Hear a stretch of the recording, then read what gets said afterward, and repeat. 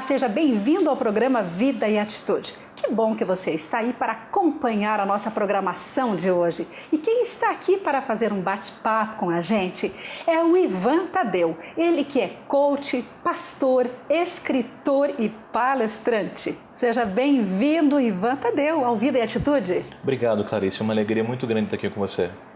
Ivan, eu acabei de dizer aqui que você é coach, é pastor, é escritor e palestrante. E o que mais que o Ivan Tadeu é? Conta para nós um pouquinho sobre você. Bem, o Ivan, ele é uma pessoa apaixonada por vidas. Se tem algo que me encanta, é a vida humana, né?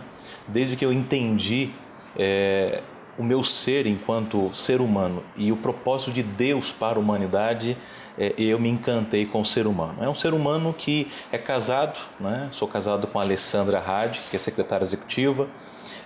Como você disse, exerço algumas funções, mas todas elas focadas no ser humano. A minha grande riqueza, a minha busca, a minha missão, meu propósito de vida que foi encontrado depois de muita busca e que me faz cada vez mais levantar pela manhã e lutar é ajudar e desenvolver pessoas.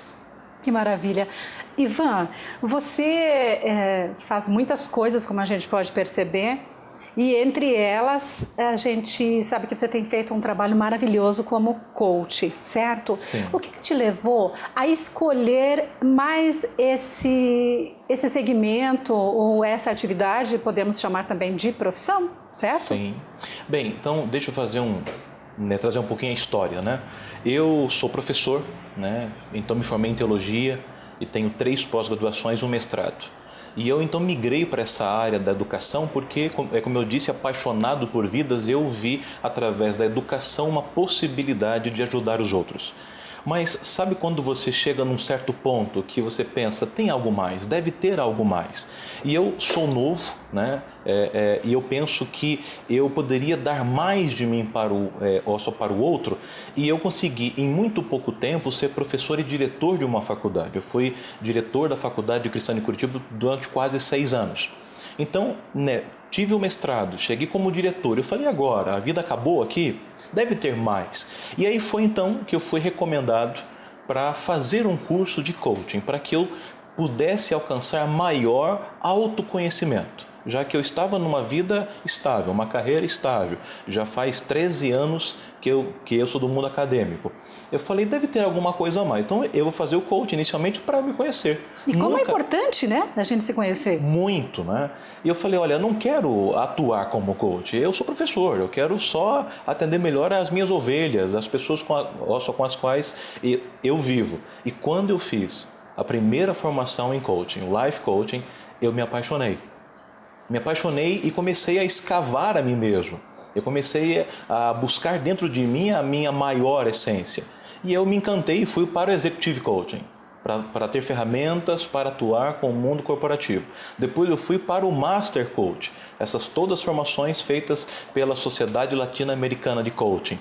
E não contente ainda, eu fiz um curso de coaching em grupo e depois eu fiz o Leader Coach. Quando eu fiz o Leader Coach pela companhia canadense Leader Art International, eu recebi um convite que daí veio ser o que eu sou hoje. Eu recebi o convite para ser o Head Trainer da Leader Art International para o sul do Brasil, os 3 estados do sul. Então hoje, além de coach e trabalhar com pessoas no Life e no Executive, eu também cuido de um time de 7 pessoas dos 3 estados formando coaches. Eu sou o Head Trainer dessa equipe. Então, ou seja, o que me motivou, né? Me motivou o autoconhecimento. E depois disso, você vê um universo muito grande. Porque quando a gente estuda o ser humano e estuda a psicologia, nós vemos que o ser humano já conheceu até a Lua, mas muitos não conhecem a si próprios. Só não possuem uma inteligência emocional. Não conhece aquilo que a gente chama em coach de gaps, os nossos pontos escuros, os nossos modelos mentais, as nossas crenças, os nossos filtros. E quando a gente não se conhece, tudo aquilo que nós não conhecemos nos governa. Aquilo que nós conhecemos, nós temos a opção de governar. E é por isso que eu procuro cada dia me conhecer melhor e ajudar as pessoas a se conhecerem melhor, a levá-las à consciência do porquê elas são como são. E a pergunta principal é por que eu sou como eu sou? Por que eu vejo a vida com olhos, só com óculos escuros ou claros? Por que eu sou positivo ou negativo? Por que eu distorço a realidade? Ou porque eu deleto a realidade? Ou porque eu vejo a realidade como ela é? Tudo isso faz parte desse arcabouço que, segundo, aí trazendo um pouquinho da nossa história psicológica, né? Segundo Freud, a nossa construção psíquica, ela nasce a partir do nascimento. Mas segundo Jung, não, nosso inconsciente já é coletivo, já vem pré-existência. Então, estudando isso, e agora eu tenho me aperfeiçoado também na psicanálise, para entender o ser humano que é muito rico. Então, né, resumindo, eu fui para o coaching para me conhecer. E depois que você conhece o coaching e conhece mais a si mesmo, você quer ajudar os outros a alcançar o mesmo. Certo. É bem mais fácil ajudar o outro quando a gente se conhece. Com certeza. Quem tem um mapa ou GPS para a sua própria vida, talvez possa replicar isso para os outros também. Certo. Ivan Tadeu, e as pessoas às vezes confundem um pouco quando se fala em terapia, em coaching. E são processos diferentes, não é? Em mentoring, eu queria que você falasse para nós um pouco dessas diferenças entre cada um desses segmentos. Olha, eu me sinto muito feliz em poder falar isso.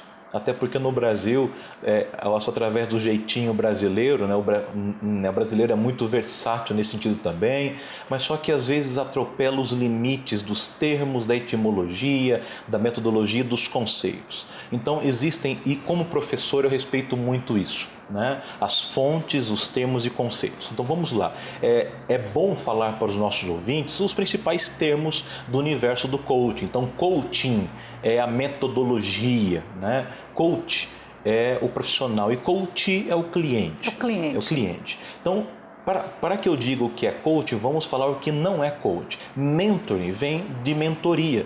Então, alguém mais experiente acompanha alguém menos experiente e, através de cases, de storytelling, ajuda essa pessoa a alcançar o nível que ela está. Né? A terapia, por outro lado, ela ajuda nos traumas e principalmente lá no interior, naqueles sofrimentos do passado. Tá? Agora, o coaching ele trabalha com o estado atual para o estado desejado. É o de hoje para amanhã. É claro que nas perguntas, e aí vem todo o arcabouço de coaching, que é o questionamento socrático, você leva a pessoa a pensar lá atrás, a resgatar o porquê ela quer isso, porquê ela gosta disso e porquê ela é como é. Mas sempre é uma visão com foco do presente para o futuro. A terapia ela vai para o passado. É claro que existem várias formas de terapia, né? Mas ela realmente leva ao passado, resgata o passado e sara o passado. Agora, é importante dizer, Clarice, que ainda que coaching seja diferente de terapia, de mentoring, de counseling, que é uma profissão que não tem no Brasil, só em outros países, que é o conselheiro, aqui é só o terapeuta, né? Nós temos que entender que o coaching não é terapia, mas é terapêutico. E eu vou repetir isso. Coaching não é terapia, mas é terapêutico, porque quem vem para uma sessão de coaching, ele se conhece melhor. Ele sabe mais quem ele é. Ele sabe aonde quer chegar. Isso sara ele. Isso liberta ele. Né? Isso tira pesos dele. E eu estou agora com um programa porque, além de tudo, eu era muito gago. Não sei se o público e as pessoas que me ouvem sabiam disso. Eu era muito gago, um complexo muito grande de inferioridade. Né? Nasci numa família pobre, que só com 8 anos os pais se separaram. Tive que escolher com um dos pais para morar. Trabalhei muito pesado na vida e tal. E depois de um tempo eu passei por um processo de superação da gagueira. E eu estou agora com um programa online de 8 pessoas do Brasil, do Pará, de São Paulo, Rio Grande do Sul, Santa Catarina, pessoas online, pessoas que têm uma disfuncionalidade, ou seja, são gagos, né? E eu tenho trabalhado com elas com coach. Eu digo, eu não sou terapeuta, eu não vou trabalhar com você com o seu trauma, eu vou trabalhar com você com o coaching, com a metodologia que eu conheço e como eu superei a gagueira. Então, ou seja, através do coaching, eu levo a eles a se conhecerem melhor. Porque normalmente um gago ele é ansioso. E quando eu faço um processo de coaching, a pessoa sabe a profissão que ela quer seguir, reduziu a ansiedade. Quando eu faço um processo de coaching, ele sabe como fazer o step by step, passo a passo para chegar na meta. Ele fica mais tranquilo. Então, quando eu exerço o processo de coaching, eu trago um processo que não é terapia, mas é terapêutico. Então, isso que é a essência, é muito bom. Que coisa fantástica, Ivan. Nós vamos para um breve intervalo e já voltamos. Vamos falar um pouco mais sobre esse assunto, porque está muito bom falar com você sobre coaching. E você não sai daí, fica ligadinho com a gente. Já voltamos, ok?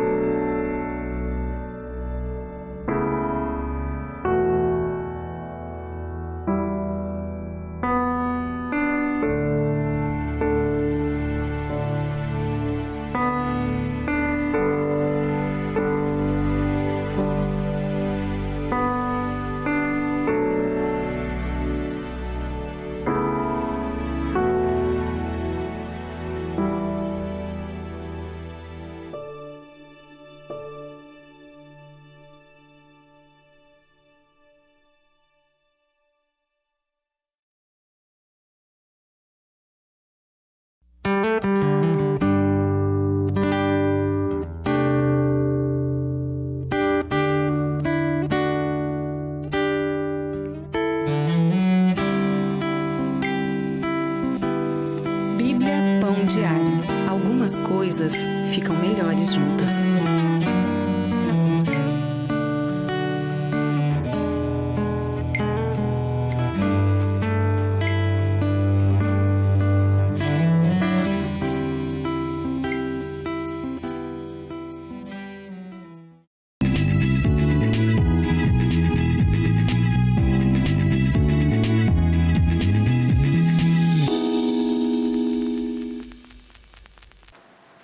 Estamos de volta com o programa Vida e Atitude. Que bom que você está aí acompanhando o nosso bate-papo de hoje. Nosso convidado é o Ivan Tadeu, ele que é coach, é palestrante, é escritor e também pastor.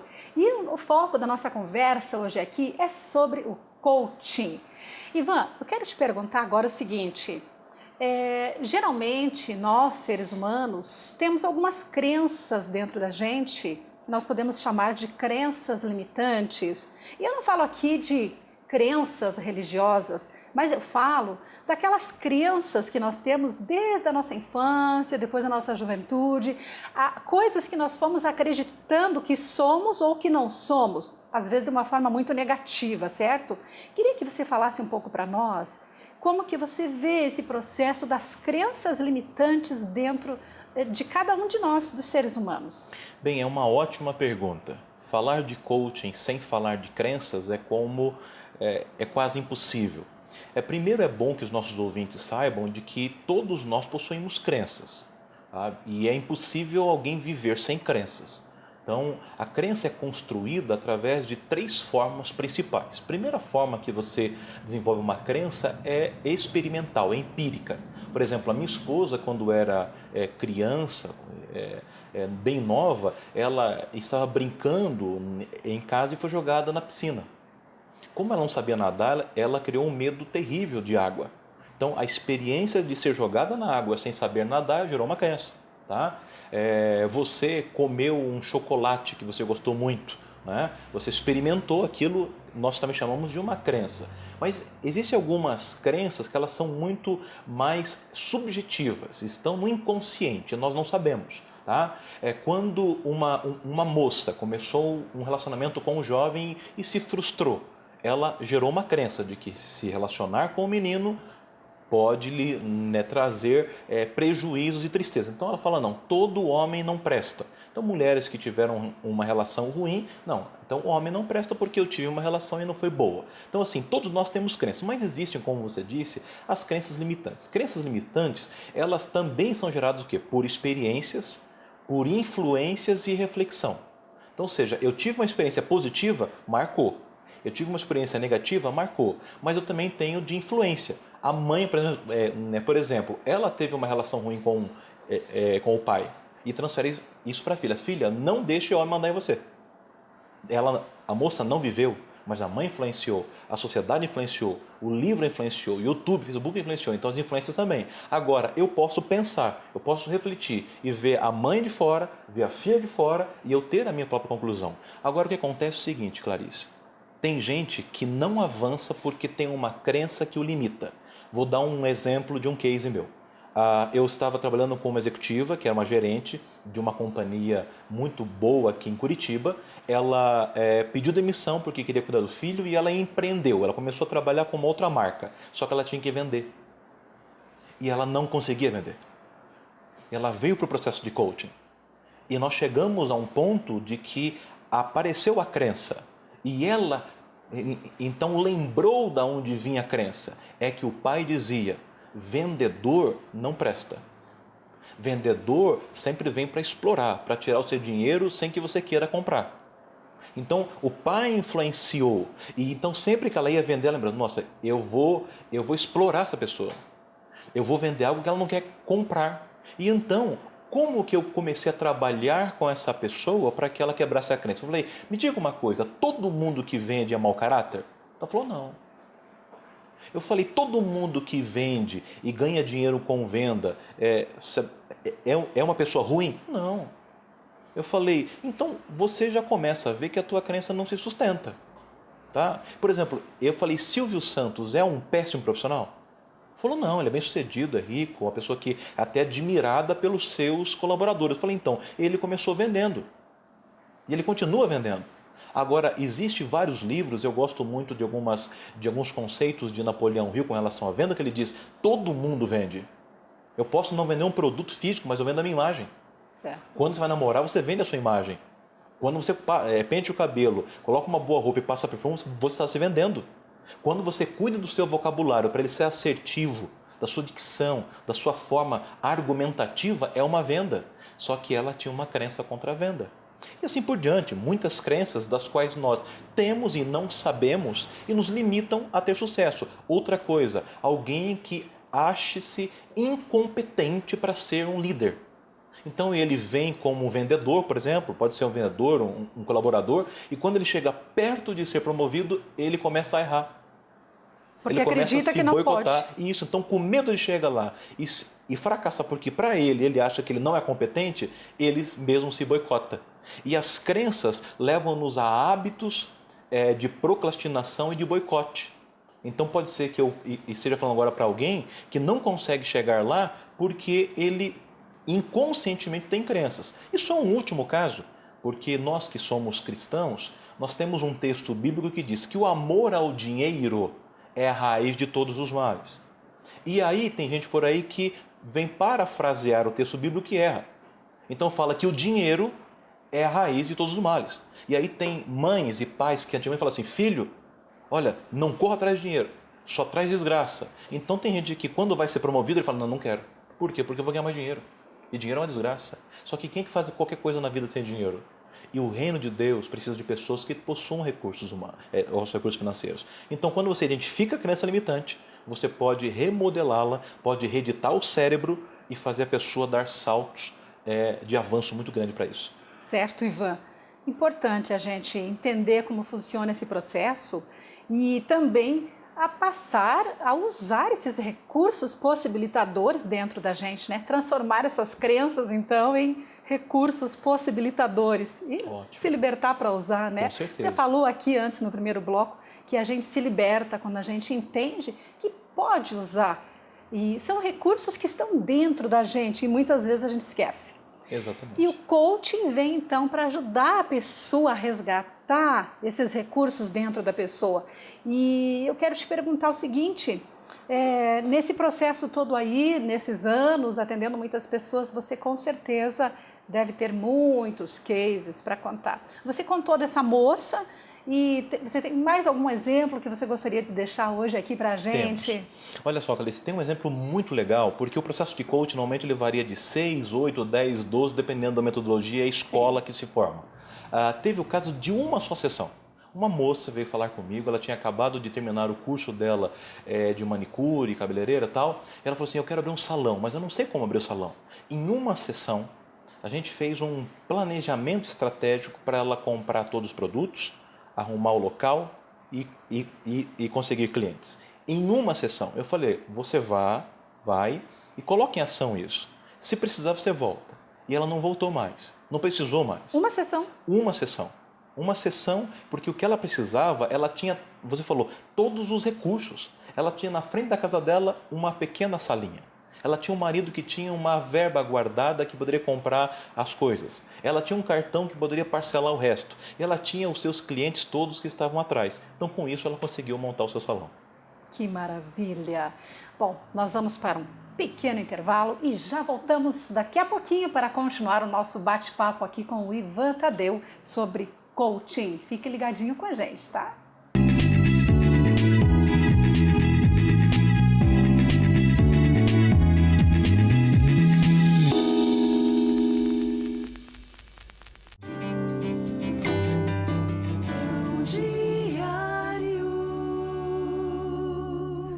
Novos começos são possíveis. Pergunte a um jovem que passou a fazer parte de uma gangue ainda no ensino fundamental. Ele fugiu quando tinha apenas 12 anos e por 3 anos esteve perdido nas drogas, participando de gangues. Embora ele tenha deixado a gangue e retornado à sua casa, foi difícil para ele, pois já tinha sido expulso da escola por vender drogas. Entretanto, quando ele se matriculou em uma nova escola para cursar o ensino médio, uma professora o inspirou e encorajou a escrever sobre as suas experiências em vez de repeti-las. Ele se comprometeu com esse desafio e agora está experimentando um novo começo. Deus, por meio do profeta Isaías, também encorajou exilados judeus a pensarem num novo começo. Deus disse: não vos lembreis das coisas passadas, nem considereis as antigas. Ele lhes disse para deixarem de viver lembrando-se da punição que sofreram e até mesmo da demonstração do poder divino quando houve o primeiro êxodo do Egito. Ele queria que a atenção do povo estivesse focada em Deus e que ele lhes daria um novo começo, levando-os da Babilônia para casa, em um novo êxodo. Com Deus, os novos começos são possíveis em nossos corações. Ele pode nos ajudar a abrir mão do passado. Um relacionamento com o Senhor proporciona nova esperança aos que confiam nele. Deus dá novos começos quando nos aproximamos ainda mais dele.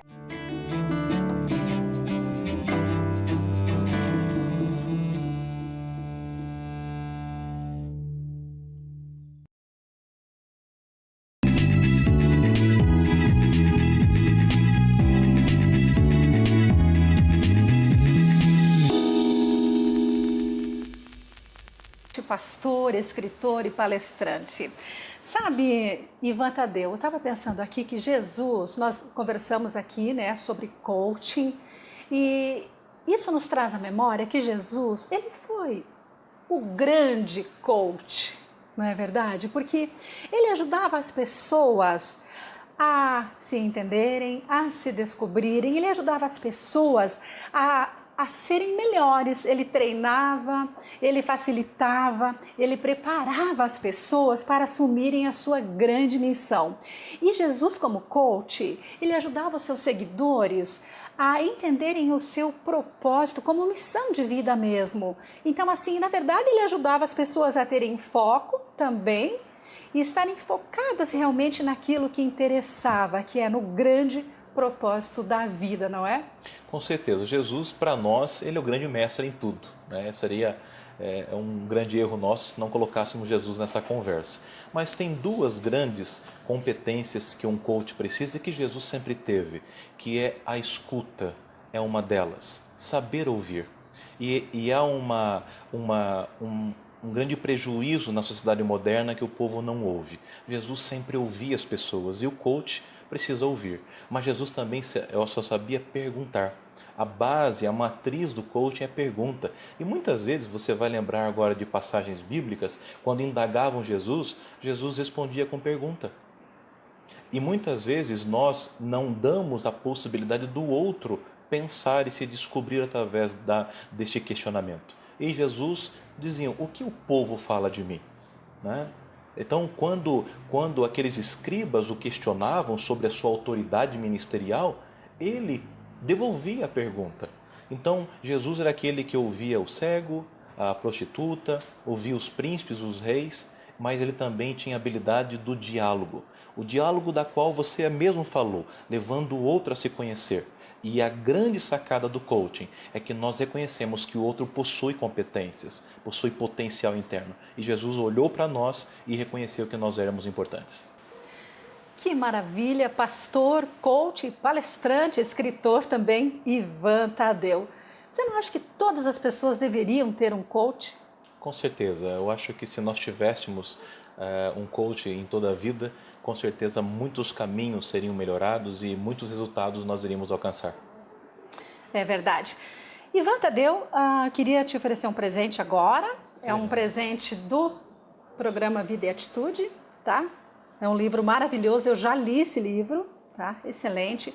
É do nosso querido amigo, escritor Jaime Fernandes Garrido, que também é professor e é coach também. Olha que legal. E é mais coach de atletas, isso. Mas esse livro aqui eu acho que ele é maravilhoso, assim, para qualquer pessoa. E por isso eu estou te oferecendo, é um livro que traz 30 devocionais. Nesses devocionais, a gente pode entender um pouco melhor como é a nossa vida, mediante as circunstâncias de cada dia, né? Porque cada dia a gente vive um momento diferente, novo, muitas vezes.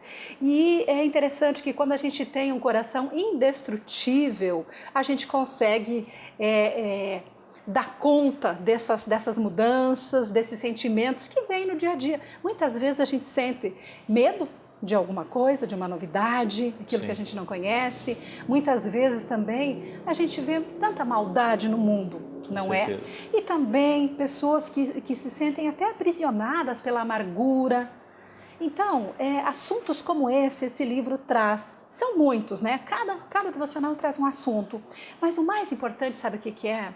É que ele também traz, ele mostra pra gente que nós podemos ter esse coração indestrutível quando a gente busca alguém que possa nos ajudar.